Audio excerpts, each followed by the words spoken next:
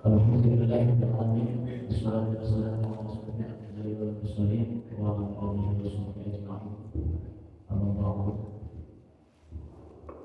Qala Rasulullah sallallahu alaihi wasallam,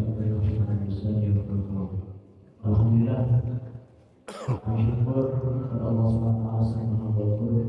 Alhamdulillah hari ini, pagi ini sampai detik ini kita masih diberikan kesehatan, nikmat dan rahmat dari Allah Subhanahu wa taala. Sehingga alhamdulillah pada pagi ini sore ini kita mampu melangkah yang kita menuju kepada kemuliaan dari Allah Subhanahu wa taala. Mudah-mudahan langkah kita mendapatkan ridho dan rahmat dari Allah Subhanahu wa taala. Salawat dan salam semoga terima curahkan kepada jemaah alam yang haji pada Nabi Abdullah Muhammad sallallahu alaihi wasallam pada Muhammad sallallahu alaihi wasallam. Mudah-mudahan kita sebagai bagian adalah itu syafaat Nabi Muhammad sallallahu alaihi wasallam. Bapak Ibu jemaah yang dimuliakan oleh Allah Subhanahu wa taala. Insyaallah kita pada hari ini akan melanjutkan kembali tema kita pada minggu kemarin tentang manfaat sholat di dunia dari akhirat. Kemarin kita masih sama satu, insyaallah kita akan lanjutkan sekarang di bagian kedua. Pada itu Bapak Ibu, insyaallah juga nanti bagi yang ingin bertanya setelah nanti materi yang sudah dipaparkan oleh Pak Ustaz, boleh nanti kita akan bertanya apa pertanyaannya, boleh disampaikan sekarang sehingga nanti ketika pertanyaan kita sudah siap. Baik Bapak Ibu, kita langsung saja mendengarkan materi kita pada hari ini kepada Bapak Ustaz, dipersilakan.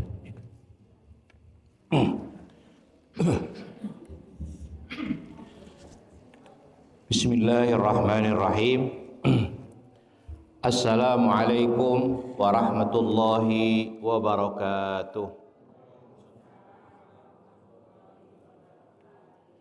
Alhamdulillahi ala ni'amih wasyukru lahu ala taufiqihi wa amtinanih. Asyhadu an la ilaha illallah wahdahu la syarika lah wa asyhadu anna Muhammadan abduhu wa rasuluh.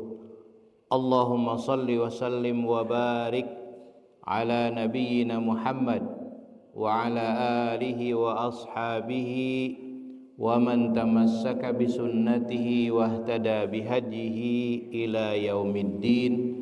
Amma ba'du. A'udzu billahi minasy syaithanir rajim. Bismillahirrahmanirrahim. Wasta'inu bis sabri was salah wa innaha lakabiratun illa 'alal khashi'in. Bagaimana kabarnya Bapak dan Ibu sekalian? Sehat semuanya? Alhamdulillah ya. Kalau melihat wajah-wajahnya, terutama bapak-bapak ya, wajah-wajah yang bahagia ya, wajah-wajah ahli surga insyaallah, wajah-wajah yang tidak punya utang ya, alhamdulillah. Ibu-ibu juga demikian ya, alhamdulillah. Ibu-ibu wajah-wajahnya ceria, sehat gitu ya, wajah-wajah yang tidak punya masalah ya, alhamdulillah. Bapak Ibu hadirin dan hadirat sekalian, alhamdulillah kita bersyukur kepada Allah Subhanahu wa taala. Pada pagi hari ini kita akan melanjutkan kembali ya ngobrol kita, materi kita, pengajian kita ya, mimbar kita insyaallah. Kita masih membahas tentang manfaat sholat di dunia dan di akhirat ya, bagian kedua. Pada pertemuan yang sebelumnya kita sudah membahas begitu banyak manfaat ya dari sholat yang kita lakukan setiap hari. Ya, dan mudah-mudahan ketika kita sudah memahami, ya, merasakan dan bisa melaksanakan, ya, manfaat dari sholat tersebut, mudah-mudahan, ya, kita istiqomah. Mudah-mudahan kita menjadi hamba-hamba Allah yang terus, ya, meningkatkan kualitas ibadah kita, kualitas sholat kita, dan kualitas ketaatan kita kepada Allah Subhanahu wa ta'ala. Amin ya rabbal alamin. Bapak Ibu hadirin dan hadirat sekalian, namun tentu, ya, Bapak Ibu, yang perlu kita perhatikan, ya, manfaat atau hikmah sholat itu sebenarnya bukan tujuan utama. Tapi tujuan utama kita adalah melaksanakan ketaatan kepada Allah dan melaksanakan perintah Allah. Itu tujuan utama kita melaksanakan sholat. Ya. Jadi jangan sampai ini Pak Ustadz, ya, menyampaikan dalam ceramahnya, wah, manfaat sholat begini, tapi saya nggak merasakan manfaatnya misalnya. Kemudian kalau begitu saya berhenti sholat. Tidak boleh begitu, ya. Kenapa? Karena sholat ini adalah perintah Allah. Sholat ini adalah ketaatan kepada Allah Subhanahu wa ta'ala. Ya. Sholat ini adalah bentuk syukur kita kepada Allah, bentuk penghambaan kita, bentuk pengabdian kita kepada Allah Subhanahu wa ta'ala. Ya, jadi niat kita, ya, kita luruskan. Salat ini adalah merupakan ketaatan, ya, melaksanakan perintah Allah Subhanahu wa ta'ala, ya. Jadi manfaat salat ini, ya, hikmah salat ini mungkin hanya sedikit, ya, dari begitu banyaknya manfaat, begitu banyaknya hikmah dari perintah Allah Subhanahu wa ta'ala. Tentu banyak sekali, ya. Kita dengan keterbatasan ilmu kita, dengan keterbatasan akal kita, kita hanya bisa mengungkap sedikit saja dari hikmah, dari manfaat, ya, yang bisa kita ambil, ya, dari sholat ini. Bapak dan Ibu sekalian, ya, saya ingin mengulang sedikit dari apa yang diuraikan di pertemuan yang sebelumnya, supaya cara berpikir kita, cara pandang kita, ya, terhadap sholat itu betul-betul melekat dalam pikiran kita. Karena ada sebagian kaum muslimin yang masih menganggap, masih merasa bahwa sholat itu beban, ya, beban gitu, terpaksa. Nah, padahal Bapak Ibu sekalian, sesungguhnya sholat yang diperintahkan Allah kepada umat Islam hakikatnya adalah bentuk kasih sayang dan kebaikan Allah. Sekali lagi, sholat itu adalah bentuk kasih sayang dan kebaikan Allah. Allah sayang kepada kita, ya, Allah memberikan kebaikan kepada kita dalam sholat. Dan pada pertemuan yang sebelumnya sudah kita bahas, ya, bagaimana begitu banyak kebaikan-kebaikan manfaat yang akan kita dapatkan, yang diberikan oleh Allah di dalam sholat. Jadi begitu mendengar azan, ya, dalam pikiran kita, ini, ya, rahmat Allah, ini kebaikan dari Allah, ya. Makanya panggilan itu kemudian segera kita kita jawab, kita penuhi, gitu, ya, ketika mendengar azan. Jadi sholat itu adalah kasih sayang dan kebaikan Allah bagi hamba-hambanya, ya, bukan sebagai beban, ya, yang berat, gitu, ya, dirasakan. terpaksa gitu ya. Ya. Jadi kalau di dalam pikiran kita ya itu sudah betul-betul ya cara pandang kita ya, kita menganggap, kita meyakini bahwa sholat itu adalah merupakan rahmat Allah, merupakan kasih sayang Allah, merupakan kebaikan yang diberikan oleh Allah kepada kita, maka ketika kita sholat kita akan merasakan nikmatnya, kita akan menikmati sholat itu. Coba Bapak Ibu sekalian, kalau kita baca di dalam hadis Rasulullah Sallallahu Alaihi Wasallam, bagaimana Rasulullah itu sholat malam itu luar biasa ya. 1 rakaat surat Al-Baqarah tamat, Pak. Bayangkan dalam sholat malam gitu ya, 1 rakaat sholat surat Al-Baqarah. Jangankan sambil berdiri, jangankan sambil sholat ya, sambil duduk saja Bapak Ibu, kalau kita baca surat Al-Baqarah ngelenggut ya, kerek gitu ya, karena surat Al-Baqarah itu panjang gitu. Kenapa Rasulullah Sallallahu Alaihi Wasallam ya bisa 1 rakaat tamat surat Al-Baqarah kemudian dilanjutkan surat yang lainnya? Karena beliau merasakan nikmatnya sholat itu. Bahkan dalam sebuah perjalanan Rasulullah Sallallahu Alaihi Wasallam ketika merasa lelah, beliau mengatakan, ya Bilal arihna bis sholat, gitu ya. Ketika beliau istirahat, beliau minta kepada Bilal ya untuk adzan dan kemudian qomat ya, kemudian ingin merasakan supaya dalam perjalanan itu terasa segar kembali ya, maka kemudian beliau mengajak kepada para sahabatnya untuk sholat dulu ya, merasa kesegaran gitu ya Bapak Ibu sekalian.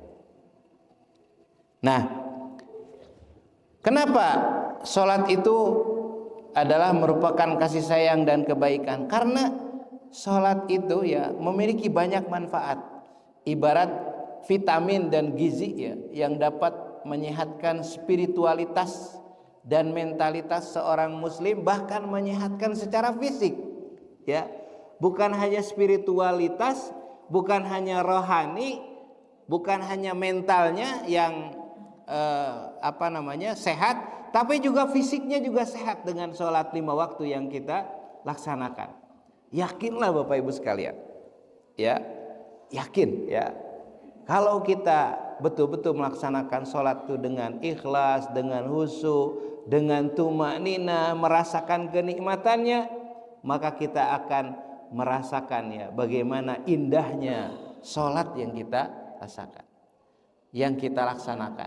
Tapi kalau kita melaksanakan sholat dan menganggap atau merasakan bahwa sholat itu sebagai satu beban ya, beban gitu ya, terpaksa, kita tidak akan mendapatkan manfaat dari sholat itu, baik itu manfaat di dunia maupun manfaat di akhirat kalau kita terpaksa ya. Makanya Allah mengatakan di dalam Al-Quran, wailun lil mushallin alladzina hum an salatihim sahun alladzina hum yura'un wa yamna'unal ma'un. Jadi kalau sholatnya asal-asalan ya, sholatnya terpaksa gitu ya, maka kata Allah wailun ya, neraka wail gitu ya. Kemudian Allah juga mengatakan di dalam Al-Quran, orang yang ogah-ogahan, orang yang merasa terpaksa malas gitu ya untuk melaksanakan sholat, kata Allah di dalam Al-Quran, itu adalah cirinya orang munafik. Jadi ciri sifat orang munafik itu adalah sholatnya itu ogah-ogahan gitu ya, merasa berat ya gitu. Nah, oleh karena itu ya Bapak Ibu sekalian ya, mulai hari ini ya, bahkan mulai dari pertemuan yang kemarin ya, mari kita tanamkan di dalam hati kita ya, bahwa salat ini adalah merupakan rahmat dan kasih sayang Allah, kebaikan Allah kepada kita. Justru kita harus bersyukur kepada Allah Subhanahu wa taala. Bayangkan kalau tidak ada salat gitu ya. Salat ini yang secara rutin ya adalah merupakan media untuk komunikasi kita dengan Allah Subhanahu wa taala. Insyaallah nanti materi tentang salat ini cukup panjang ya dan banyak gitu ya. Insyaallah sedikit-sedikit supaya untuk menambah ilmu kita, menambah wawasan kita gitu ya, agar salat kita betul-betul kita laksanakan dengan benar, dengan sepenuh hati, dengan ikhlas, dengan tumaninah ya, sehingga kita akan mendapatkan kebaikan dan akan mendapatkan manfaat baik di dunia maupun di akhirat. Nah, Bapak Ibu sekalian, ini sebelum saya meneruskan ya materi tentang manfaat sholat, jadi waktu kami sarapan gitu ya, sambil minum sambil makan, itu ada pertanyaan dari Pak D Surat ya. Pak D Surat ada? Wah, nggak kelihatan Pak. Ini karena ada cahaya. Katanya, nah, dan yang memprovokasinya itu Pak Sulam ya, Pak Kilam, Pak Kilam. Ini ada pertanyaan katanya dari Pak D Surat. Kata Pak D Surat, aduh Pak Ustadz saya mau nanya, tapi takut orang menganggap saya mau door prize katanya. Makanya saya nggak berani sholat, nggak berani nanya gitu ya. Nah sekarang nggak ada door prize Pak, karena Pak Ai-nya nggak ada. Jadi bebas bertanya gitu ya. Nah, apa pertanyaannya? Katanya kalau ke masjid ya, kita cepat-cepat gitu ya. Lari pendek begitu supaya kita bisa berjamaah dengan imam. Walaupun tidak bisa khusyuk gitu ya, tapi kita dapat khusyuknya dari imam. Nah itu kan istilahnya penafsiran kita ya, itu menurut logika kita gitu ya. Nah bagaimana menurut Rasulullah SAW? Nah ini Pak D Surat ya, saya merespon pertanyaan itu, ngobrol-ngobrol itu ya, supaya jadi pengetahuan ya.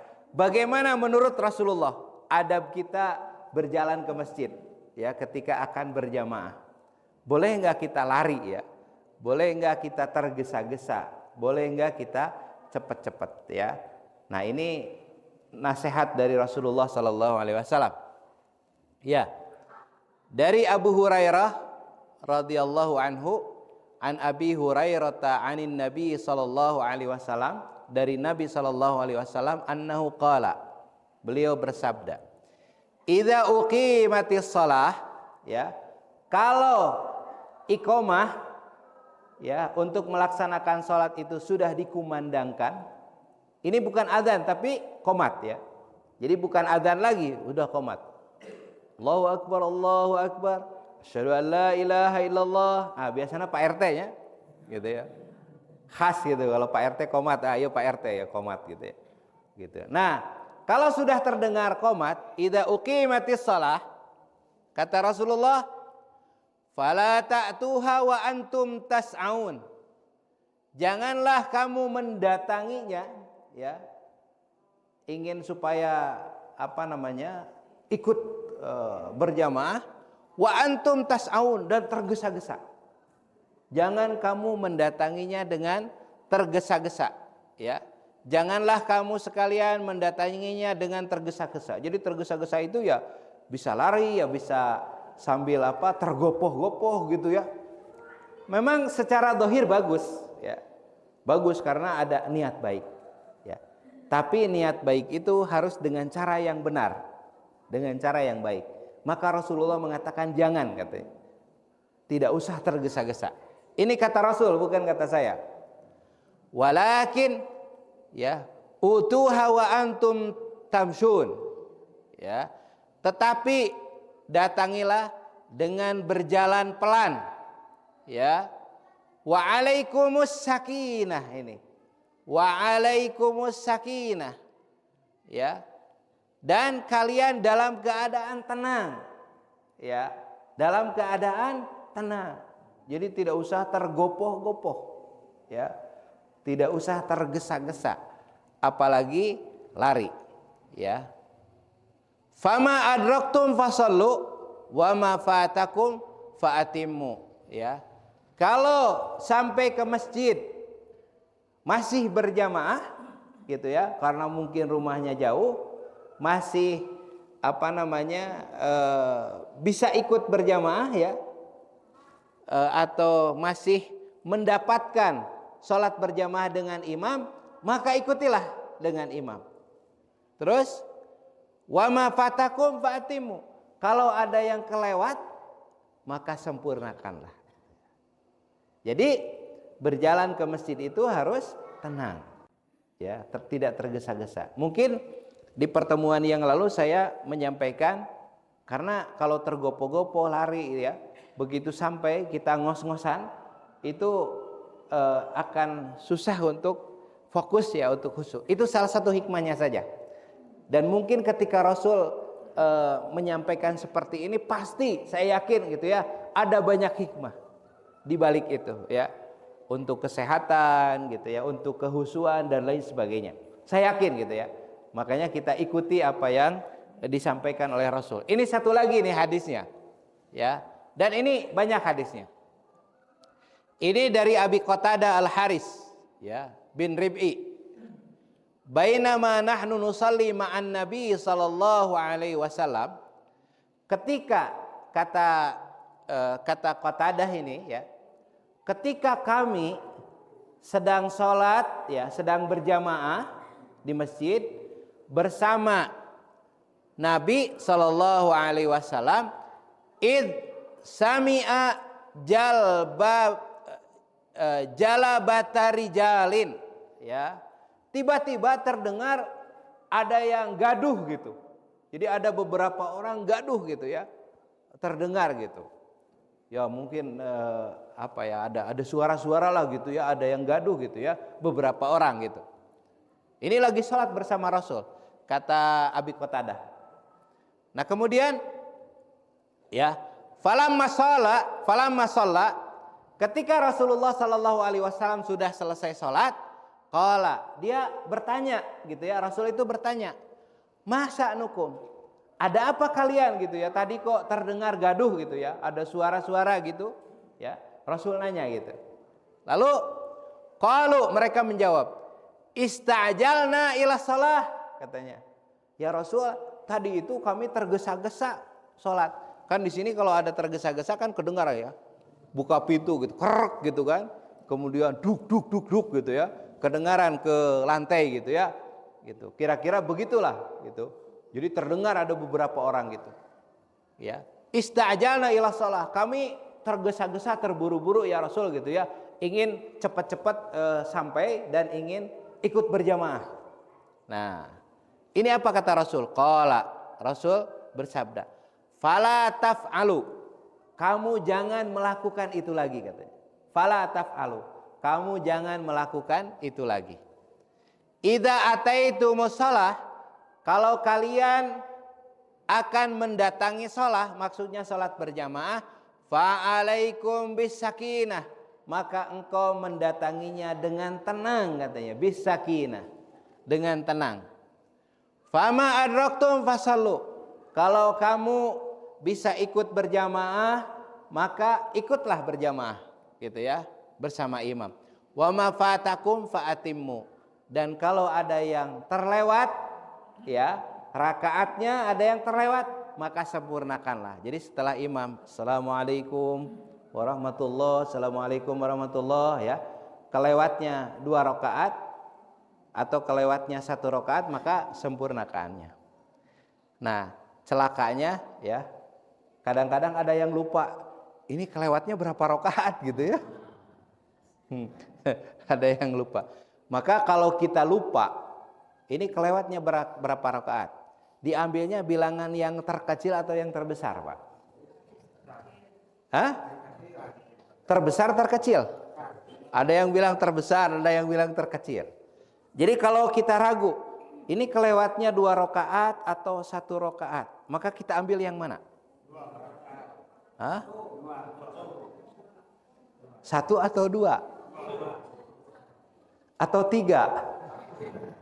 Nah, ini mau pilkada nih, Pak. Ya. Nah, jadi diambilnya yang terkecil, Pak. Jadi kalau ini 1 atau 2, maka ambil yang terkecil, ya. Bilangan yang terkecil. Karena nanti kalau khawatirnya kalau kita ngambil bilangan yang terbesar, nanti kelewat. Gitu ya. Nanti kelewat gitu yang satunya. Maka kalau lebih tidak apa-apa, namanya juga lupa gitu ya. Jadi ambilnya yang berarti kalau ini 1 rakaat atau 2 rakaat. Nah, maka ambil yang sebentar.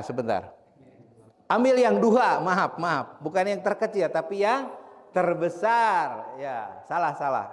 Ambilnya yang terbesar. Karena nanti kalau ngambilnya yang terkecil nanti kurang. Betul. Maaf ya.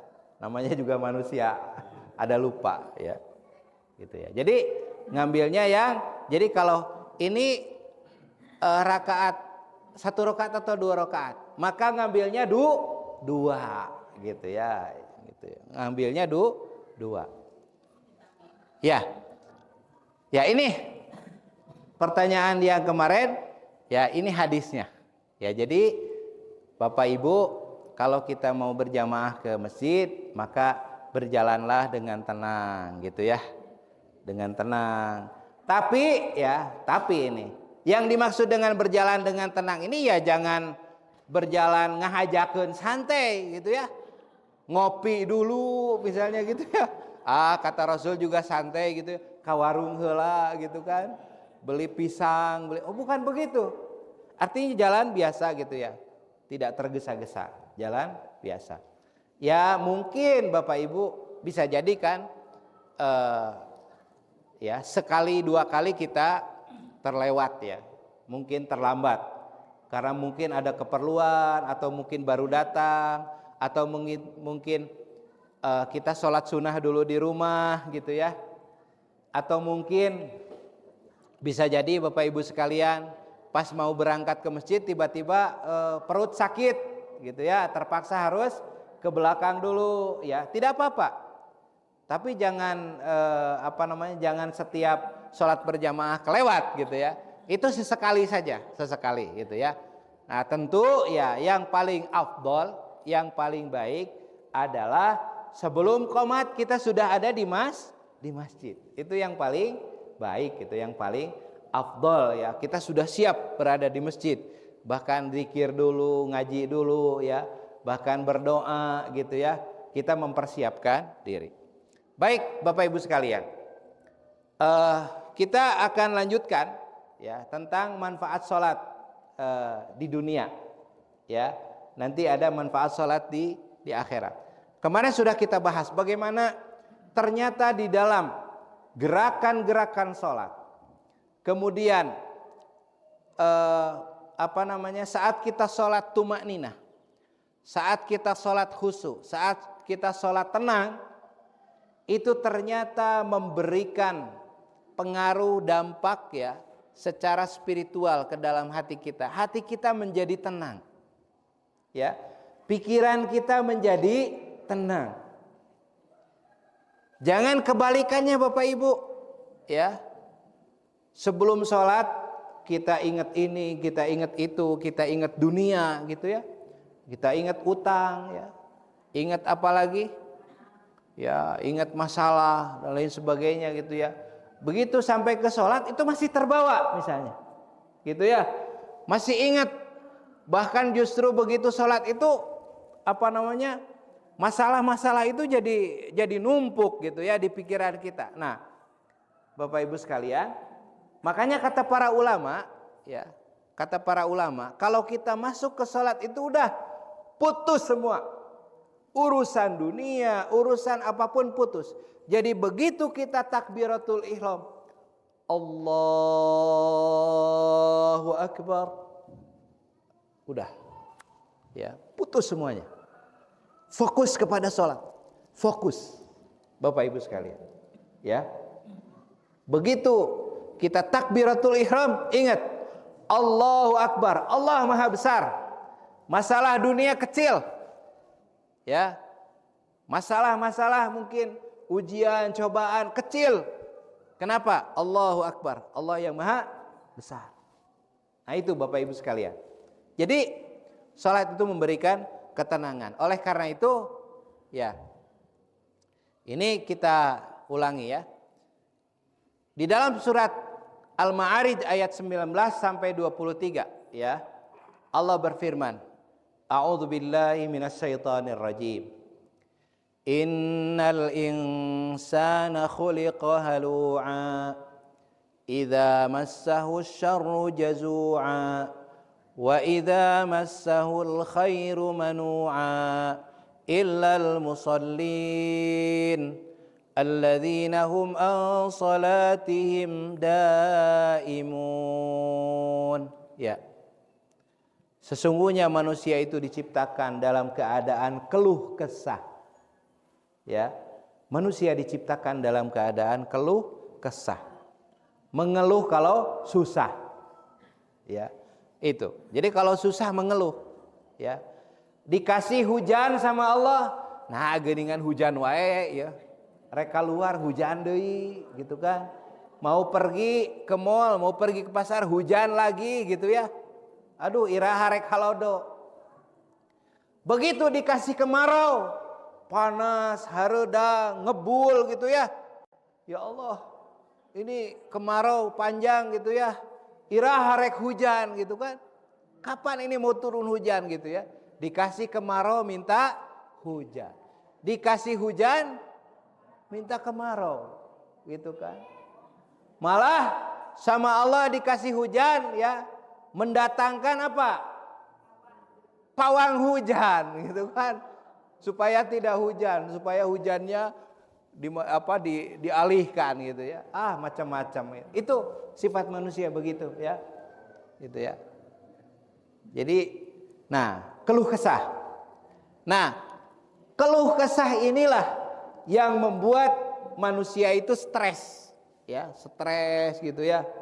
Hatinya sempit begitu ya. Nah, idza massahu syarru jazua, apabila ditimpa kesusahan, keburukan, ia berkeluh kesah. Ya. Wa idza massahul khairu manu'a, apabila mendapatkan kebaikan, ia kikir. Betul tidak Bapak Ibu? Lamun aya kasusah mah carita ka tetangga gitu kan. Ya, ngomong ke tetangga, aduh cenah abdi teh keur kieu keur susah, loba hutang gitu ya. Tapi begitu dia ya dapat rezeki, dapat kebaikan, mau ngomong kata tetangga bisi minta aja gitu kan. Begitu ya. Ya. Tidak ngomong sama tetangga gitu ya. Gitu. Atau sama saudara gitu ya. Begitu dapat kebaikan. Nah, ini sifat umumnya manusia. Sifat umumnya manusia seperti itu. Betul tidak Bapak Ibu? Menyadari tidak? Ya. Insya Allah kalau jamaah Masjid Al-Ikhlas mah soleh dan solehah ya, tidak seperti ini ya. Nah, tetapi sama Allah dikecualikan. Illal musallin, kecuali orang-orang yang sholat. Ya. Ada enggak orang yang sholat tapi masih stres? Ada enggak? Bapak Ibu ada enggak? Seueur banyak. Termasuk kita mungkin ya. Iya teh, alhamdulillah hari sholat mah ya, sholat. Tapi begitu stresnya stres we gitu. Nah, ya. Berarti kita belum termasuk kepada ayat ini yang dikecualikan. Tapi pertanyaannya kan, sholat yang bagaimana? Yang bisa menghadirkan ketenangan jiwa, ketenangan hati, ketenangan batin, ketenangan pikiran.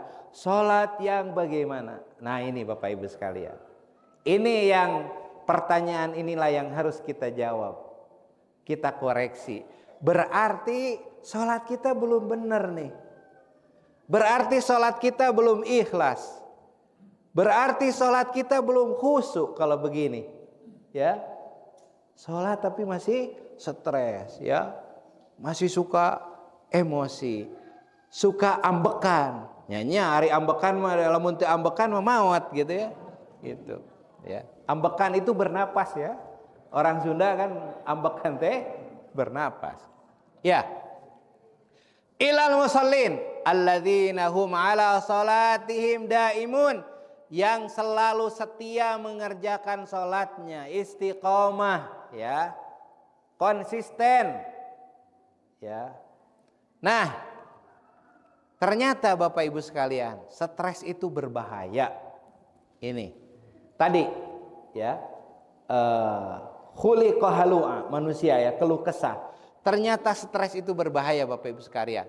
Ya, menurunkan daya tahan tubuh. Orang yang stres itu bisa menyebabkan sakit. Makanya Bapak Ibu, kalau dokter yang ahli gitu ya, kalau Bapak Ibu mengeluhkan sering sakit mah gitu, pasti ibu punya masalah enggak?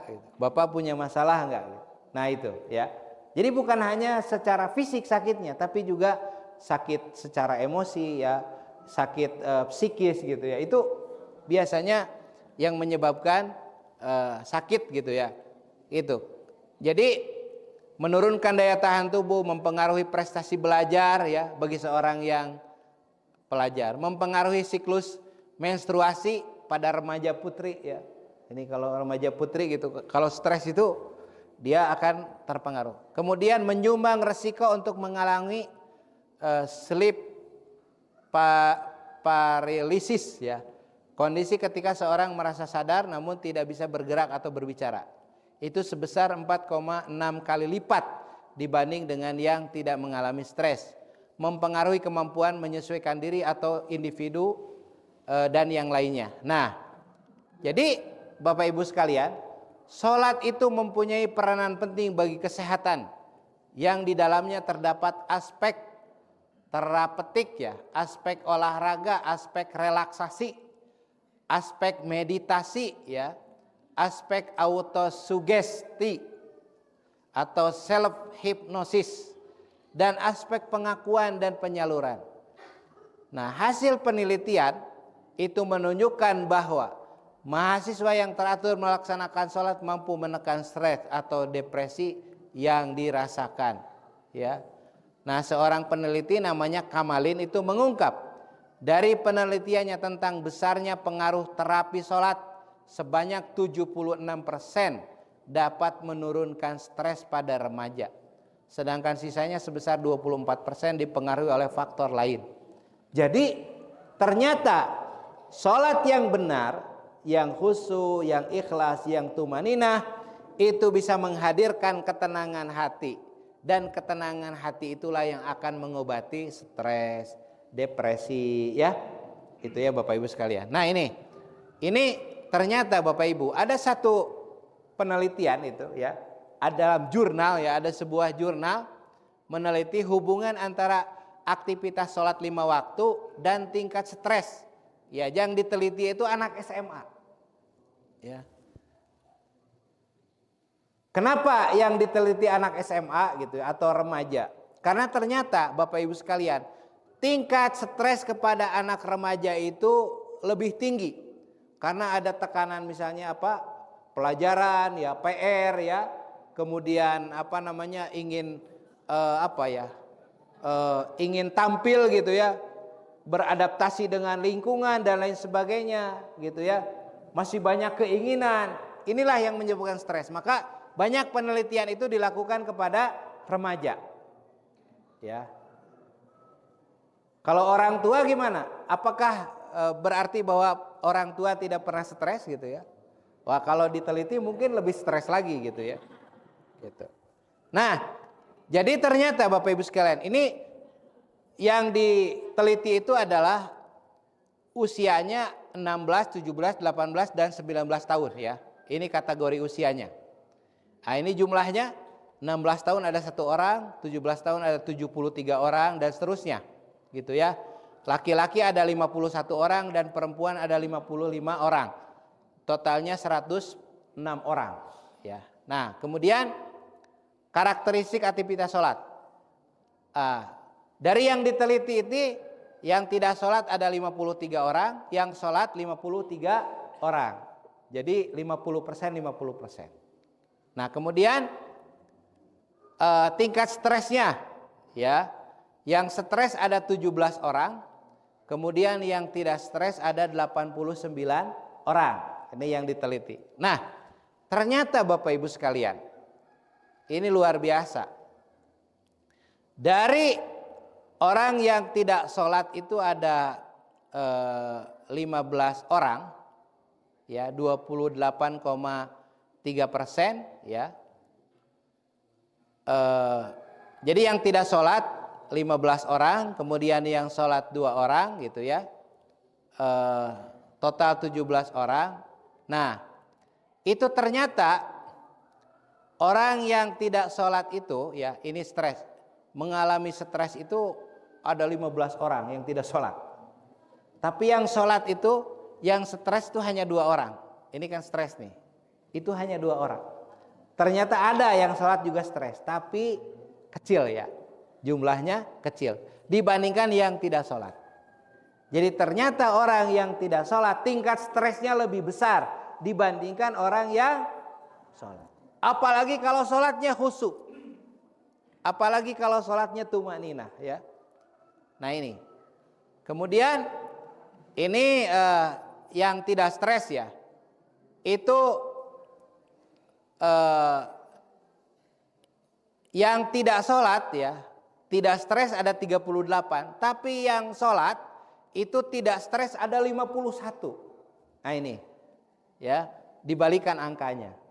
Jadi orang yang biasa melaksanakan sholat tingkat stresnya lebih rendah dibandingkan orang yang tidak sholat. Ya, nah ini Bapak Ibu sekalian, ini penelitian ilmiah loh Bapak Ibu. Ini bukan main-main, ini penelitian ilmiah ya. Nah kemudian Bapak Ibu, nah ini manfaat sholat bagi wanita hamil. Ibu-ibu masih hamil Bu? Ya insya Allah ya. Bapak-bapak masih ingin istrinya hamil? Ya. Ada yang bilang nambah katanya, nambah apa? Ya. Nah, manfaat sholat bagi wanita hamil ya Bapak Ibu sekalian. Ini ada seorang peneliti namanya Najwa Ibrahim As-Said Ajlan. Dokter spesialis masalah wanita dan persalinan di Pusat Kedokteran Riyadh di Arab Saudi. Itu mengatakan bahwa wanita hamil bila melakukan gerakan sholat dengan benar katanya, maka membantu sirkulasi darah dalam tubuhnya. Sholat meminimalisir pemekaran pembuluh darah di betis yang biasanya terjadi pada sebagian wanita pasca melahirkan. Ya.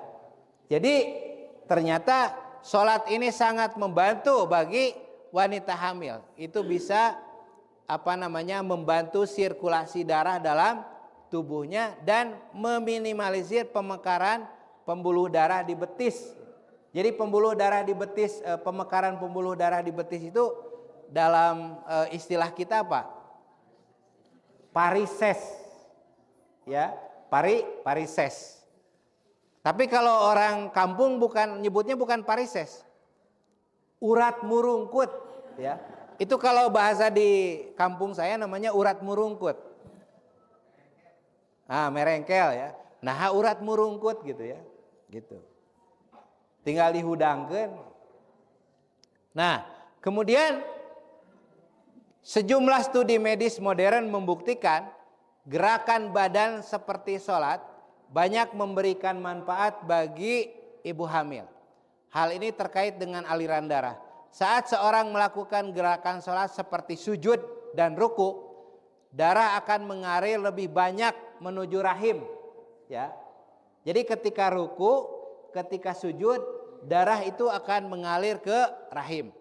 Kinerja rahim mirip dengan hati dalam hal menyedot darah. Jadi ternyata rahim itu perlu aliran darah ya. Tentu jika aliran darah yang masuk ke rahim sesuai yang dibutuhkan akan sangat baik bagi janin yang membutuhkan banyak nutrisi bagi perkembangannya semasa kehamilan. Gerakan tubuh ini juga berguna bagi proses persalinan. Ini adalah anjuran umum yang diberikan semua dokter bagi ibu hamil. Jadi Bapak Ibu sekalian ya, ternyata seorang wanita yang sedang hamil kalau melakukan gerakan-gerakan seperti yang dilakukan dalam sholat ya, membungkuk ya, kemudian seperti gerakan sujud ya, maka itu akan membantu mempermudah persalinan. Jadi tidak usah disesar, tidak usah dioperasi gitu ya, membungkuk seperti ini gitu ya, gitu. Nah, ini salah satu manfaat ya yang ditemukan oleh para ahli kedokteran, Bapak Ibu sekalian ya. Nah, dan Bapak Ibu sekalian jangan khawatir gitu ya, jangan takut wanita yang sedang hamil. Pak Ustadz jangan khawatir gitu ya, kalau lagi membungkuk atau lagi sujud gitu ya, bisi bayinya keluar, nggak mungkin. Ya, kalau belum waktunya ya tidak mungkin, karena Allah sudah mengatur sedemikian rupa. Bahkan orang yang sedang hamil itu, apalagi kalau sudah hamil tua, itu harus banyak berjalan, ya, banyak berjalan gitu ya. Ya, kemudian olahraga ringan gitu ya, ulah lompat gitu ya, olahraga ringan. Itu akan sangat membantu ya, menyehatkan ibunya dan juga menyehatkan bayinya. Nah, ini Bapak Ibu sekalian ya, berkaitan dengan manfaat sholat di dunia. Nah, berikutnya yang terakhir adalah manfaat sholat di akhirat. Tentu Bapak Ibu sekalian, sholat itu ya, karena ini adalah merupakan ibadah kepada Allah Subhanahu wa taala, maka pasti sholat ini ya akan banyak manfaatnya di akhirat. Di antaranya apa? Dalam hadis sahih ya, hadis sahih Muslim ya. Qala Asy-Syaikh Ibnu Utsaimin rahimahullah ya. Dalam hadis sahih Muslim Rasulullah mengatakan was-shalatu nurun. Salat itu akan memberikan cahaya. As-salatu nurun. Salat itu akan memberikan cahaya. Syekh Ibnu Utsaimin ya, seorang ulama besar ya, mufti di Saudi ya, rahimahullah, beliau sudah meninggal dunia. Kata beliau, salatul fardhu wan nafilah nurun. Salat fardu dan salat sunnah itu akan memberikan cahaya. Cahaya yang bagaimana? Nah, coba perhatikan Bapak Ibu sekalian. Nurun fil qalbi. Salat itu akan memberikan cahaya di dalam hati. Sehingga hati kita itu jadi terang benderang ya, hati kita jadi lapang gitu ya. Nurun fil qalbi. Kemudian wa nurun fil wajhi. Salat itu akan memberikan cahaya kepada wajah kita. Wajahnya bercahaya. Seperti yang saya sampaikan kepada ibu-ibu ya. Tidak usah beli skincare yang mahal-mahal. Perbanyaklah salat, perbanyaklah wudu. Insya Allah ya. Apalagi kalau ditambah skincare yang mahal, makin bercahaya. Ya, salat itu. Nah, kemudian ini yang paling penting. Wa nurun fil qabri. Salat itu akan memberikan cahaya di dalam kubur. Ya, kubur itu gelap atau terang? Ya, menurut pandangan kita kan kubur itu pasti gelap, Bapak Ibu sekalian. Tapi bagi orang yang selalu menjaga salatnya dengan benar ya, maka sholat itu akan menerangi kuburan kita. Masya Allah ya. Karena di kuburan itu tidak ada PLN Bapak ya, tidak bisa ya, tidak bisa gitu bawa PLN apa atau pakai genset gitu ya, nggak bisa ya, itu sudah beda alamnya ya. Maka yang akan menerangi kuburan kita adalah sholat ya Bapak Ibu sekalian ya. Wa nurun fil hasri, tuh, sholat itu akan menjadi cahaya nanti pada hari kebangkitan. Ketika kita dibangkitkan ya oleh Allah Subhanahu wa taala, kita dibangkitkan dari kuburan kita masing-masing, maka sholat ini akan menjadi cahaya Bapak Ibu sekalian. Masya Allah ya. Li'annal hadis mutlak, karena hadis ini mutlak nih. As-sholatu nurun, sholat itu cahaya ya, maka akan memberikan cahaya baik di dunia maupun di akhirat. Ini manfaat di akhirat Bapak Ibu sekalian ya. Kemudian ya, ini dalam surat Al-Ma'arij ayat 34 dan 35. Walladzina hum ala salatihim yuhafidun ulaika fi jannatin mukramun. Dan orang-orang yang memelihara salatnya, mereka kelak akan dimuliakan di dalam surga. Jadi orang yang memelihara salatnya, maka tempatnya adalah surga di akhirat. Kenapa di sini Allah menyebutkan alladzina hum ala salatihim yuhafidun? Apa yang dimaksud dengan yuhafidun? Yang dimaksud dengan yuhafidun itu menjaga, memelihara salatnya dengan benar, tidak asal-asalan, tidak ogah-ogahan. Makanya di sini yuhafidun. Yuhafidun itu artinya menjaga, memelihara, dijaga betul supaya sholatnya itu sholat yang benar, sholatnya yang ikhlas, sholatnya yang khusyuk, sholatnya yang tumakninah, tidak asal sholat. Inilah yang akan menuntun kita ke surga, yang akan membawa kita ke surga, akan dimuliakan oleh Allah di surga Bapak Ibu sekalian. Mau enggak Bapak Ibu ke surga? Angkat tangan yang ingin duluan ke surga. Tuh, enggak ada kan? Bilang mau ke surga. Angkat tangan yang ingin duluan ke surga. Enggak ada yang angkat tangan. Kenapa Pak? Belum siap cina. Iraha siapna Kang Idris? Iraha siapna? Besok tanya lagi. Belum siap lagi. Sebab lamun ke surga kudu mawat heula gitu. Ya. Jadi Bapak Ibu sekalian ya, orang yang menjaga salat dengan benar, salat dengan baik ya, ikhlas, khusyuk, tumanina, maka tempatnya adalah Bisa enggak orang yang salat tempatnya malah ke neraka? Bisa enggak? Tadi kata Allah, wailun lil musholli. Bisa jadi orang yang sholat tapi dia masuk neraka. Alladzina hum an sholatihim sahun. Orang yang melalaikan sholatnya. Hati-hati Bapak Ibu. Hati-hati Bapak Ibu ya. Orang yang melalaikan sholatnya. Nah, kata para ahli tafsir, yang dimaksud dengan sahun, orang yang melalaikan sholat adalah alladzina yuakhiruna sholata an waqtiha. Orang yang suka menunda-nunda nantilah 5 menit lagi sinetron kagok, nanti 10 menit lagi, nanti 15 menit, terus diundur-undur ya, sampai kemudian di akhir waktu Bapak Ibu sekalian.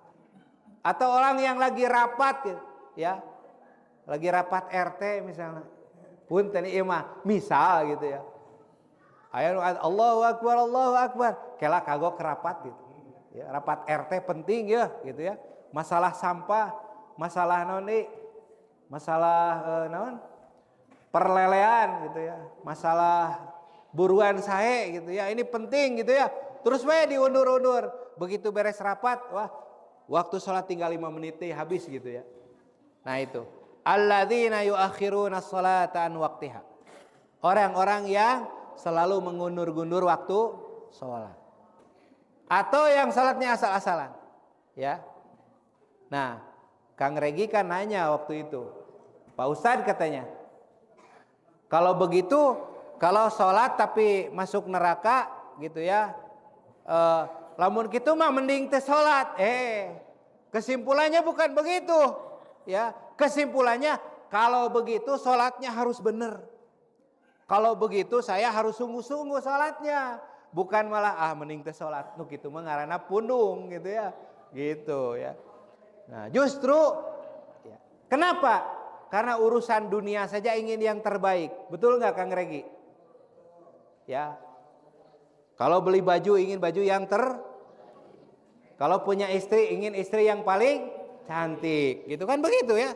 Punya suami ingin punya suami yang paling gagah, yang baik gitu, yang soleh gitu kan begitu ya. Punya rumah ingin yang bagus, punya mobil ingin yang bagus. Urusan dunia saja ingin yang terbaik ya, apalagi urusan akhirat kita ingin yang terbaik. Jadi doa kita jangan begini Bapak Ibu, ya Allah masukkanlah saya ke sorga walaupun di empernya. Nah jangan doanya seperti itu ya.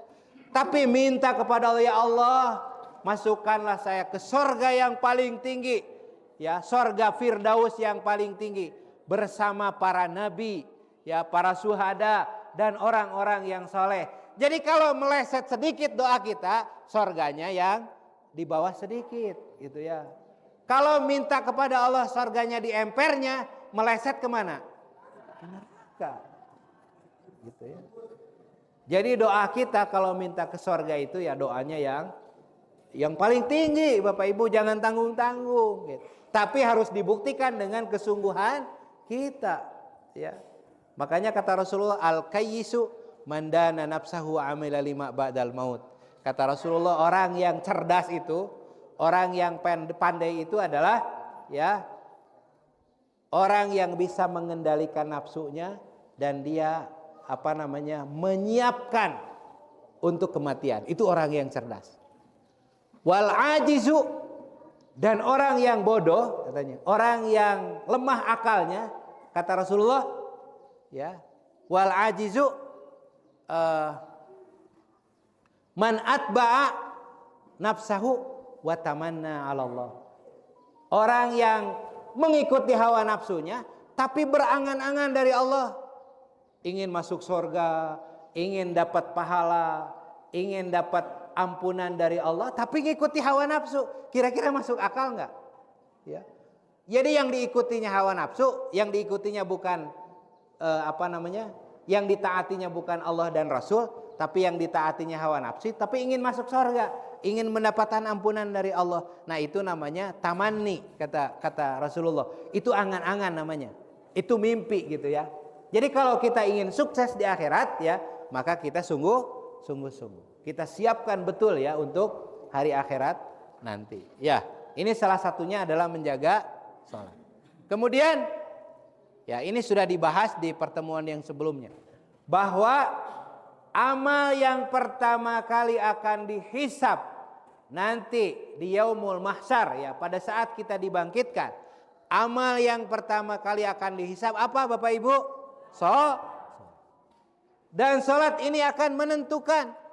Kalau sholat kita baik, maka akan menentukan kualitas amal-amal kita berikutnya. Tapi kalau sholat kita tidak baik, sholat kita rusak, maka ya amal-amal yang berikutnya dijamin ya itu akan rusak ya, tidak baik. Kenapa? Karena sholat ini ukuran ya, yang setiap hari kita lakukan sholat 5 waktu ini menjadi ukuran Bapak Ibu sekalian. Ya, bahkan kata Rasulullah, al-ahdul ladzi bainana wa bainahum as-shalah. Yang menjadi pembeda antara kita dengan yang lain yang bukan muslim adalah sholat.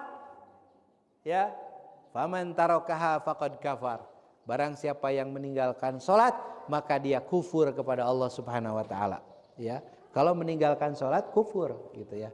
Nah, nanti akan kita bahas tentang hukum sholat. Jadi, Bapak Ibu sekalian, ya, sholat ini adalah ukuran kesuksesan di akhirat. Ya. Begitu juga di dunia.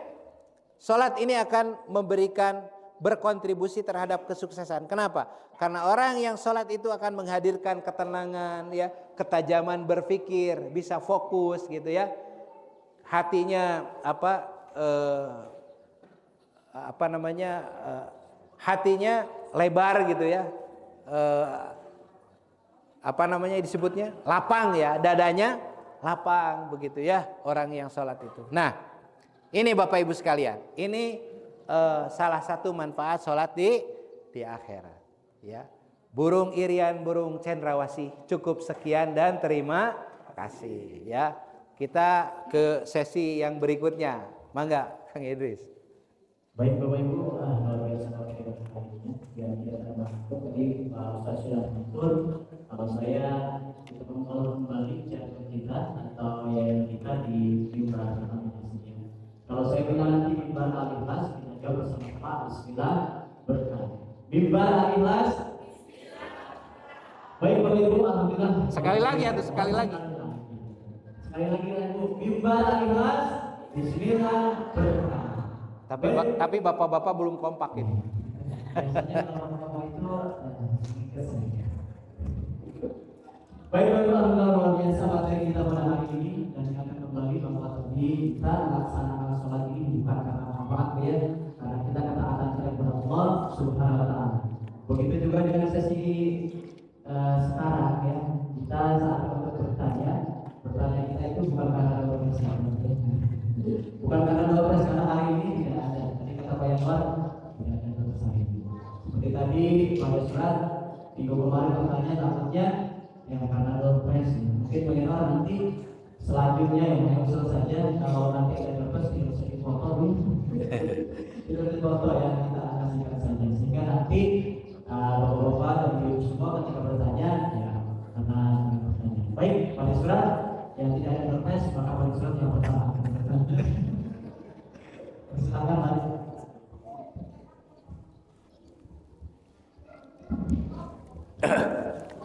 Assalamualaikum warahmatullahi wabarakatuh. Waalaikumsalam warahmatullahi wabarakatuh. Ini ada kaitannya mengenai sholat Ustaz. Ya. Kriteria keadaan yang bagus itu yang bagaimana? Dan tolong Al-Ikhlas itu memang selama saya hidup belum pernah istilahnya khusus ada belum pernah, gitu ya. Jadi adanya seadanya. Jadi mohon petunjuk bagaimana yang kriteria bersolat ini, siapa yang dipakai adanya, yang tolong syukur Pak Ustaz yang baru ini, ya, akan di Al-Ikhlas. Ya. Begitu aja Pak Ustaz. Terima kasih. Assalamualaikum warahmatullahi wabarakatuh. Iya. Ya, jadi pertanyaan dari Pak De Surat, ya. Bagaimana kriteria adzan yang bagus, ya?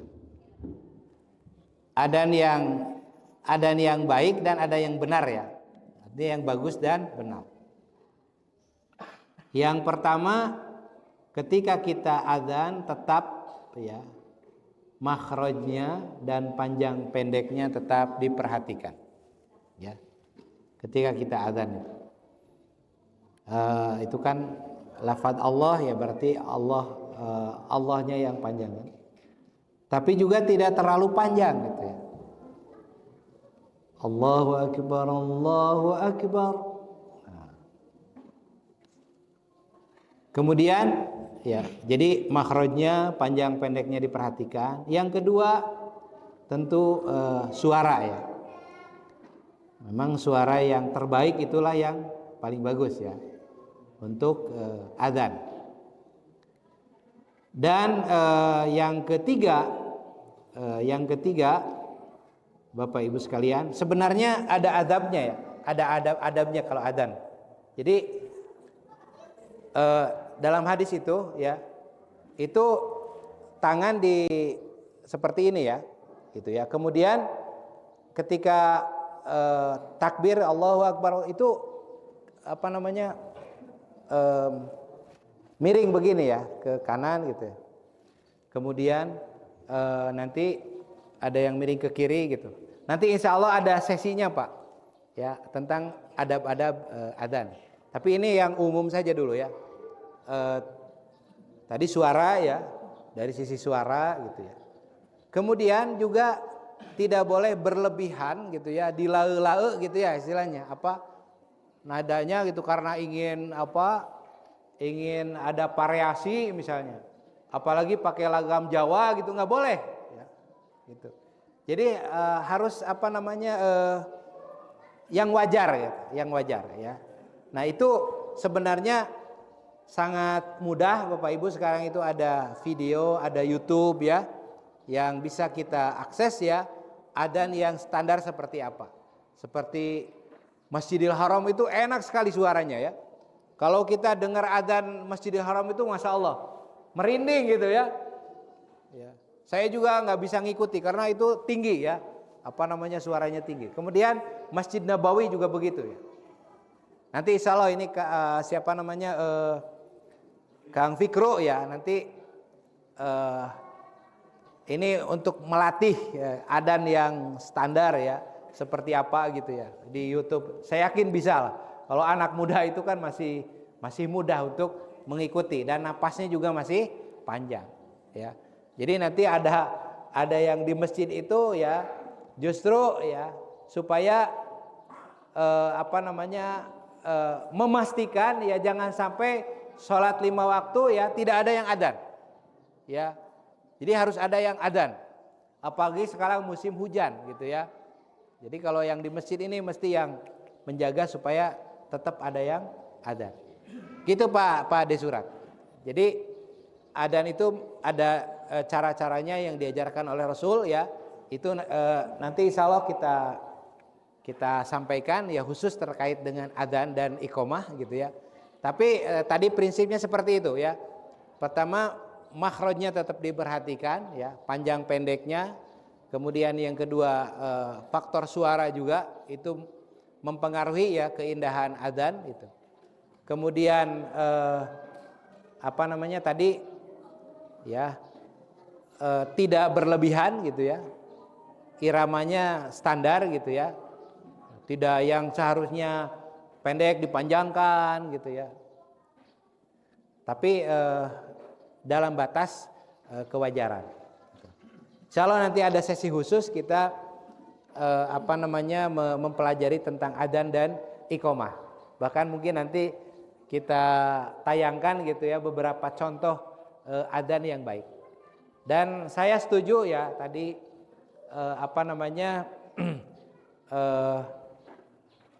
yang terbaik ya suaranya gitu. Cuman masalahnya Pak Dek gitu ya. Di sini kan bukan yang terbaik, yang terrajin ke masjidnya gitu ya. Yang pertama yang awal ya gimana lagi kan kalau nggak ada yang adzan kan nggak terdengar gitu ya panggilan sholat gitu. Ya. Gitu. Jadi sementara seperti itu nanti akan kita perbaiki gitu ya. Mudah-mudahan nanti lebih makmur lagi ya masjid kita. Itu Pak Dek. Ya. Oh gitu ya. Bersedia adzan ya. Insya Allah. Ya. Baik, itu tadi pertanyaan daripada surat. Kriteria tadi seperti itu. Baik, untuk pertanyaan selanjutnya mangga.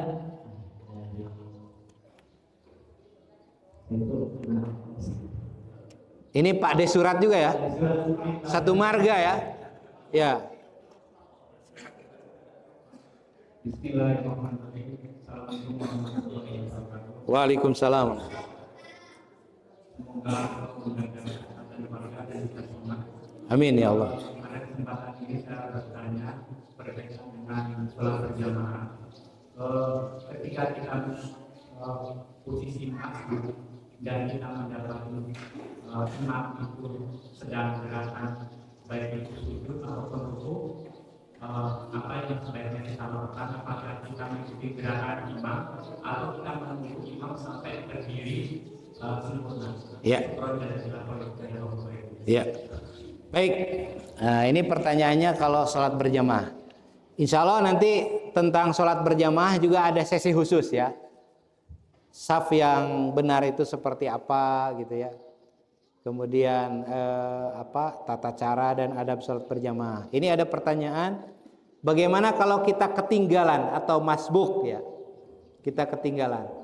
Begitu kita sampai ke masjid, imam misalnya sedang ruku atau sedang sujud. Apakah kita mengikuti gerakan imam atau menunggu sampai imam berdiri ya ke rakaat berikutnya? Ya. Kalau menurut panduan ya, keterangan dari Rasulullah SAW dan juga dalam kitab-kitab fikih yang diterangkan oleh para ulama ya, jadi kita mengikuti imam ya. Innama ju'ilal imamu liyutamma bihi. Imam itu diangkat ya, atau dijadikan supaya apa? Supaya kita mengikutinya ya. Idza sajada fasjudu. Kalau imam sujud maka sujudlah. Idza raka'a farka'u. Kalau imam ruku maka rukulah. Jadi begitu sampai ke masjid, imam sedang ruku, ya kita ikut ruku. Imam sedang sujud, kita ikut. Tapi jangan begitu sampai ke masjid gitu kan, imam lagi sujud gitu, langsung orang teh sujud gitu. Ya, enggak. Kenapa? Karena pembuka sholat itu apa? Takbir. Takbir dulu gitu ya. Ya. Jadi sholat itu muftatahatun bitakbir ya. Kemudian wa mukhtamatun bitaslim ya. Jadi buka dengan takbir dan ditutup dengan salam. Jadi ketika sampai ke masjid, takbir. Allahu Akbar. Baru kemudian kita, kalau imam sedang sujud ya kita sujud. Kalau imam sedang tasyahud kita langsung tasyahud. Tapi itu tidak termasuk satu rakaat. Makanya nanti ketika sudah selesai imam assalamualaikum, kemudian kita sempurnakan kekurangannya. Jadi begitu ya. Jadi jangan nunggu imam berdiri gitu kan. Gitu ya. Nunggu ya, sigap gitu ya, nunggu gitu. Tidak begitu. Ikuti. Supaya apa? Supaya kita dapat pahala berjamaah. Ya, supaya kita dapat pahala berjamaah. Ya. Baik, itu mungkin ya Pak Sudarmadi, tapi nanti untuk sesi lengkapnya di sana. Baik. Ada.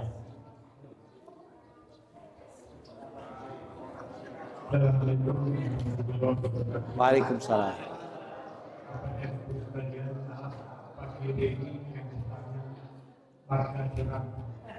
Yang pertama Pak Gibran, yang kedua Pak Sudarmadi, saya juga surat menyurati. Oh, bukan surat menyurati ya. Mengenai berjamaah, apabila pada jamaah punya kekurangan rakaat, setelah imam salam, otomatis yang kekurangan itu menyempurnakan salat. Bagaimana apabila dari beberapa jamaah itu ada yang kekurangan rakaat banyak? Mungkinkah yang kekurangan itu membuat jamaah lagi satu di antaranya menjadi imam lagi? Demikian, terima kasih. Assalamualaikum warahmatullahi wabarakatuh. Ya. Ya, sebenarnya pertanyaan ini sudah masuk ke bab khilafiyah ya, bab perbedaan pendapat di kalangan para ulama. Jadi kalau kalau makmum kekurangan rakaat kemudian menyempurnakan, boleh enggak? Ya, makmum itu membuat jamaah lagi. Ya. Sebenarnya ada beberapa pendapat ya terkait dengan ini. Nanti juga akan kita bahas ya, khusus mengenai ini. Tapi dari beberapa pendapat itu ya, ada beberapa kesimpulan. Kalau ada orang yang sedang menyempurnakan rakaat, kemudian ada yang baru datang, boleh dia bermakmum kepada orang yang sedang menyempurnakan rakaat itu. Ya. Jadi dia sedang menyempurnakan rakaat berikutnya gitu setelah imam salam, kemudian ada orang datang mau sholat, dia boleh ikut ya, mengikuti orang yang menyempurnakan. Nah, bagaimana kalau orang yang yang masbuknya itu banyak gitu, yang satu mundur, yang satu maju gitu. Nah itu Ada yang mengatakan boleh, ada yang mengatakan tidak. Tapi sebenarnya kalau kita merujuk kepada hadis Rasul kan, Rasul itu mengatakan apabila maka sempurnakanlah apa yang terlewat. Dan di situ tidak ada perintah untuk berjamaah gitu. Jadi munfarid saja gitu, masing-masing menyempurnakan. Karena nanti kalau itu dilakukan dengan berjamaah, nanti kurang lagi jamaah lagi terus jadi beruntun gitu ya. Itu jadi beruntun nantinya. Ya, khawatirnya nanti malah mengganggu gitu. Jadi kalau menyempurnakan itu sebaiknya masing-masing saja. Kenapa? Karena jamaahnya kan sudah selesai. Berjamaahnya sudah selesai. Jadi liyutama bihi bukan liyutama. Tukmilu gitu ya. Artinya menyempurnakan yang kekurangan itu cukup sendiri-sendiri saja. Walaupun ada yang membolehkan gitu ya. Menggunakan analogi, menggunakan kias gitu kan. Daripada sendiri ya lebih baik berjamaah gitu. Tapi sebaiknya sendiri-sendiri saja. Kalau imam berjamaah sudah selesai ya tinggal menyempurnakan sendiri-sendiri. Begitu ya Bapak Ibu sekalian ya. Ya, itu lagi jawaban dari Pak Ustadz ya untuk nanti tentang sholat ngaji tadi ya, mungkin nanti akan bahas lebih tuntas. Apakah nanti ketika kita sujud mengikuti imam itu dapat satu rakaat atau tidak, itu nanti ada jelasnya. Baik Bapak Ibu. Ibu-ibu belum dikasih kesempatan. Ibu maaf. Boleh lebih dari dia? Baik, karena waktu juga kita mungkin. Oh ya. Baik, ibu-ibu ada yang mau nanya? Kalau nggak ada, Bu Dewi ya? Mangga. Satu ya, satu. Mangga Bu.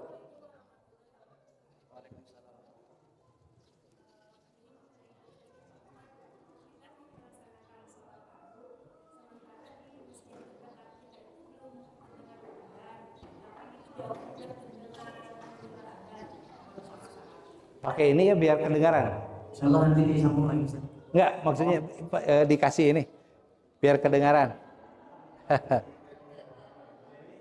Soalnya nanti kalau saya memahami pertanyaan bahaya. Nah, pakai pengeras suara supaya kedengaran pertanyaannya.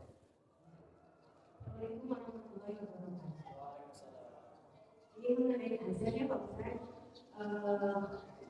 Sebentar kita itu mau melaksanakan sholat fardu, sementara di masjid terdekat kita itu belum terdengar suara azan. Sementara itu di rumah kita sudah mendengar Suara azan. Ya. Nah, apakah boleh kita melaksanakan sholat fardu tersebut sementara kita belum mendengar azan di masjid terdekat kita? Ya. Waalaikumsalam. Ya, terima kasih. Syarat sahnya sholat itu apa Bapak Ibu? Duhulul waktu, masuk waktu. Ya. Jadi harus kita pastikan apakah sudah masuk belum waktunya. Kenapa? Karena orang adzan kan bisa jadi lupa gitu, atau mungkin jam di masjidnya keliru ya, gitu.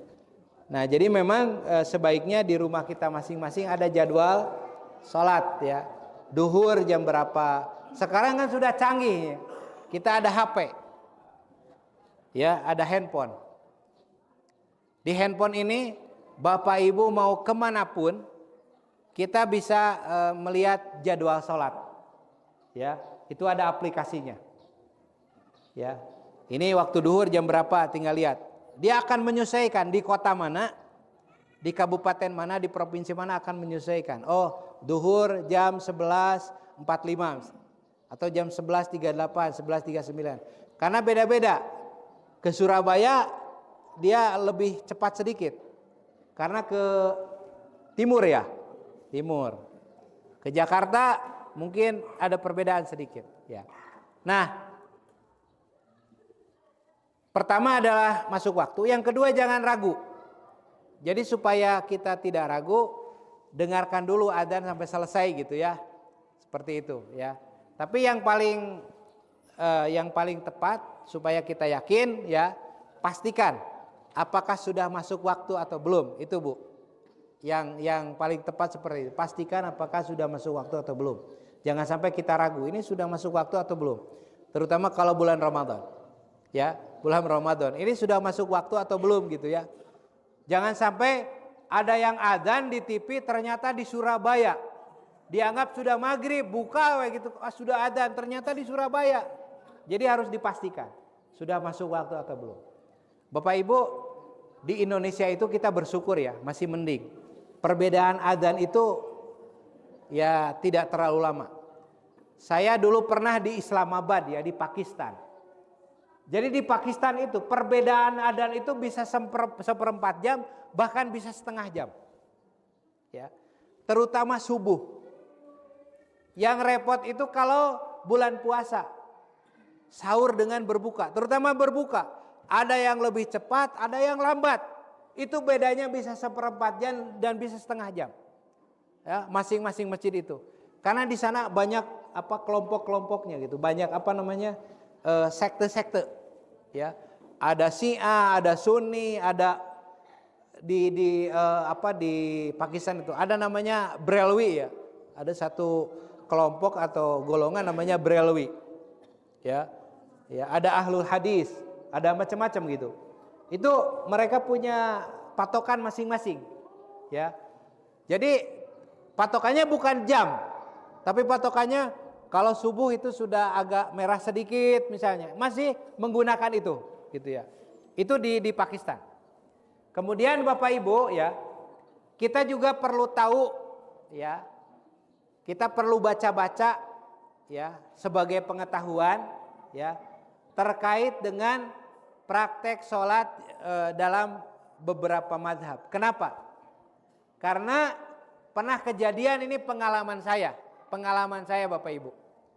Saya waktu di Islamabad di Pakistan sholat maghrib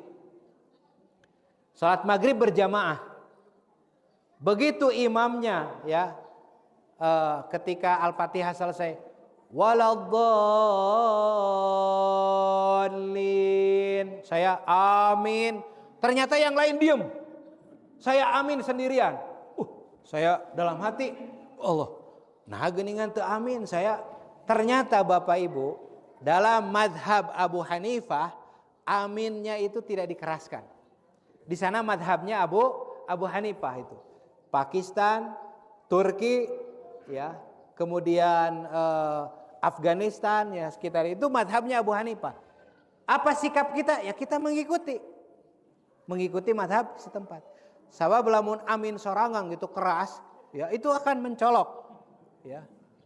Bahkan jadi ketika setelah berjamaah saya nanya kepada teman saya bilang, kok di sini nggak amin? Bukan nggak amin katanya, di sini itu aminnya tidak dikeraskan, ya aminnya tidak dikeraskan. Itu dalam madhab Abu Hanifah.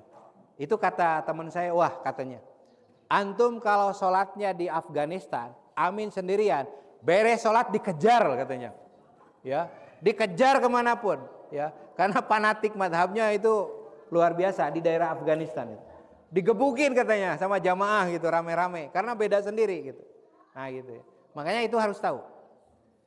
Di Turki ya, saya ketika ke Turki, kan biasa di sini kalau terdengar adzan itu langsung ke masjid. Saya begitu terdengar Allahu Akbar, salat subuh. Ya, bahkan sebelum adzan saya sudah di masjid. Ternyata Bapak Ibu, dari adzan ke qomat itu berjam-jam. Bukan hanya seperempat jam, berjam-jam. Saya nunggu di masjid geus nundutan gitu ya, sudah ke air gitu. Nah, geningan can qomat-qomat gitu ya. Ini di Turki ya. Begitu saya nanya, kenapa kok sholat subuhnya siang? Jadi mereka itu setelah adzan subuh, qomat itu adalah menunggu sebentar lagi waktu syuruk. Supaya selesai subuh, selesai zikir, kemudian langsung sholat syuruk. Itu madhab, ya, pendapat, ya. Dan itu ada madhab fikihnya gitu ya. Nggak usah menyalahkan gitu. Ya, jadi Bapak kalau ke Turki ya, begitu adzan subuh kita masih bisa sholat sunat di rumah. Bisa nyantai jalannya gitu ya, walaupun masjidnya jauh. Beda dengan di sini kan gitu ya. Keur wudu baru adzan geus qomat deui gitu kan. Gitu ya. Gitu. Tapi kalau di Turki seperti itu ya. Itu pengalaman saya. Wah, itu di masjid saya. Jadi kebiasaan di Turki itu ya luar biasa Bapak Ibu, menunggu qomat itu jadi tasmi, mendengarkan hafalan Quran. Jadi si imam itu dia duduk, kemudian jamaah sambil buka Quran, dia menghafal ya, jamaah kemudian membuka mushafnya untuk kalau ada kesalahan gitu ya itu dibenarkan ya. Jadi tasmi itu mungkin 1 jam lebih gitu, tasmi dulu. Ya a'udzubillahi minasyaitonirrajim. Bismillahirrahmanirrahim. Saya ada videonya, nanti videonya saya tayangkan. Termasuk juga nanti yang akan kita bahas adalah tata cara sholat di kendaraan. Kalau kita bepergian atau sholat di pesawat, nanti seperti apa? Nanti akan kita bahas ya. Tunggu Ya. Tunggu tayangan berikutnya gitu supaya penasaran. Nanti cara sholat berjamaah, cara sholat di kendaraan gitu ya. Kalau di kereta sekarang sudah ada musola, alhamdulillah. Apalagi kalau keretanya eksekutif ya. Itu sudah ada musola. Tapi kalau di pesawat tidak usah sambil berdiri gitu. Kenapa? Karena ternyata korelasinya dengan ilmu tentang pesawat Bapak Ibu. Saya kan nanya ke ahli pesawat ya di PTDI. Saya bilang, kenapa enggak sholat berjamaah aja sambil berdiri di pesawat gitu ya? Karena dalam pesawat itu ada saat-saat namanya turbulen. Kalau pesawatnya turbulen, kita lagi sholat itu ya, kemudian tidak pakai sabuk pengaman, itu bahaya. Oh, bisa kepelanting ke sana kemari. Yang kedua, pesawat itu ketika sedang terbang itu menjaga keseimbangan. Bayangkan kalau semua penumpang pesawat sholat berdiri, yang satu di kanan, yang satu di kiri, nanti pesawatnya kehilangan keseimbangan, kemudian jatuh ya, gitu. Naudzubillah. Kemudian di dalam pesawat itu boleh tayamum, walaupun ada air. Alasannya apa? Pertama, airnya terbatas sedikit, ya. Jadi boleh tayamum. Yang kedua, ternyata toilet yang ada di pesawat itu prinsipnya adalah toilet kering Bapak Ibu. Bukan toilet basah. Makanya banyak tisu. Airnya juga sedikit. Hati-hati Bapak Ibu. Jadi kalau di pesawat itu jangan gewor-gewor air kemana-mana. Kenapa? Karena ternyata di bawah lantai pesawat itu kabel semua Bapak Ibu. Kabel itu. Kalau dibuka itu kabel semuanya. Ya. Itu kalau konslet tuh gimana? Ya. Itu saya nanya ke ahlinya ya. Makanya kalau ingin tahu tanya ke ahlinya gitu. Kenapa saya bilang kok airnya sedikit gitu. Jadi jangan coba-coba. Lamun gitu mah saya mau bawa galon aja gitu kan sama gayung. Gak enak kalau wudhu cuman airnya sedikit. Jangan Pak, bahaya. Nanti air kemana-mana gitu ya. Gitu. Itu makanya dalam pesawat itu sangat disiplin sekali. Jadi nanti ada tata cara tayamum ya, tata cara sholat di kendaraan dan sebagainya. Baik Bapak Ibu sekalian, karena waktu, sebelum terakhir saya ingin menyampaikan pesan dari Majelis Ulama Indonesia, dari MUI. Sebentar lagi ini kan beberapa hari lagi Bapak Ibu, kita akan melaksanakan pemilihan kepala daerah.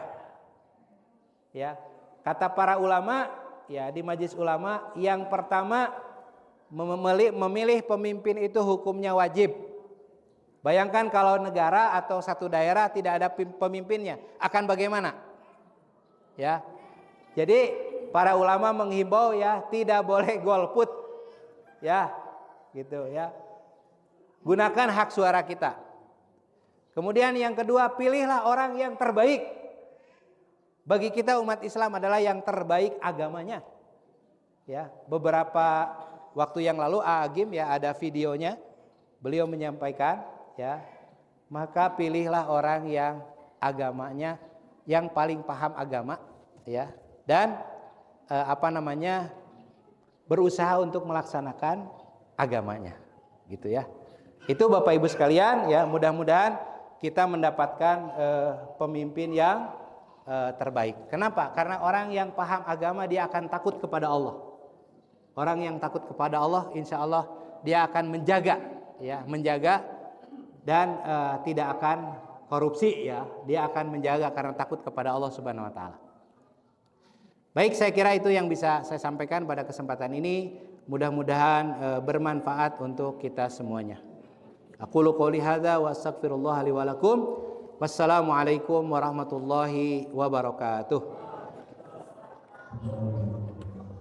Baik, Bapak-Ibu, mungkin kajian ahad dan baik pagi ini dicukupkan sekian ya. Tapi sebelum nanti saya tutup dengan salam, saya mendapatkan kata-kata sebagai pengingat saya kita semua tentang sholat yang pertama untuk saya. Bahwasanya sholat itu ya karena kita semua untuk bisa melaksanakan. Jadi di sini saya pada kata-kata sholat itu harus dipaksa. Ya. Setelah dipaksa maka akan terbiasa. Setelah terbiasa maka akan tumbuh rasa cinta.